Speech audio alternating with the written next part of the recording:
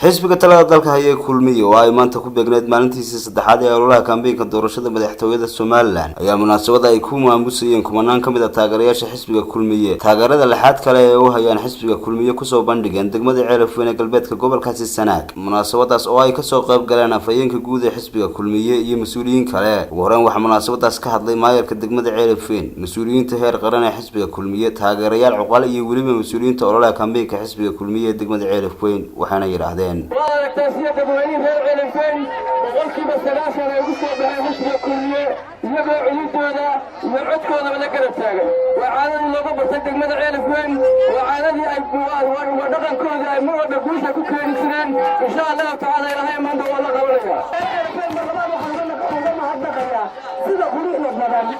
عيدنا أم الكسان ما نفعل لنا هاي كامبينك إذا بتجريان كتبوا يصير بشين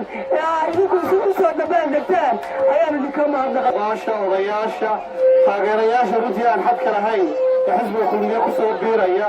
كسر دجار ولا حزب الوطني حزب الوطني محمد عليا صدق حرف الرمضان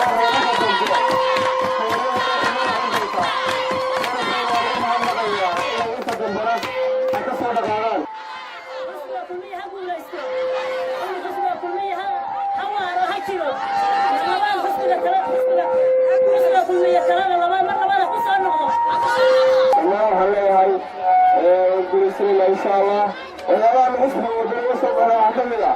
حسب مركان ورجلي ليش اللي يحسيه ليش اللي يكسره ليش اللي يتغيره أيام الله مدرني إلى مسيسور لنا. gabagabadina waxa munaasabada soo afmeeray afhayeenka guud ee xisbiga kulmiye Xasan Gaafadhi wuxuuna yiri xisbiga wadani kalsooni kuma qabo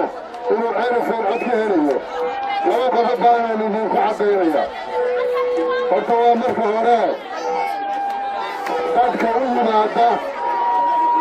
ee yidhaahda waanu idinku soo biirnay oo cod baanu idin siinaynaa kitaab bay sitaan oo kitaab bay gacanta u saarayaan inaa lillahi wa inaa ilayhi raajicuun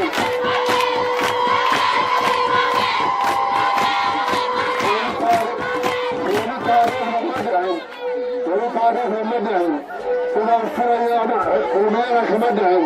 sidaan filayaana xisbi kale kama dhicin qof weyn oo caaqila oo soconaya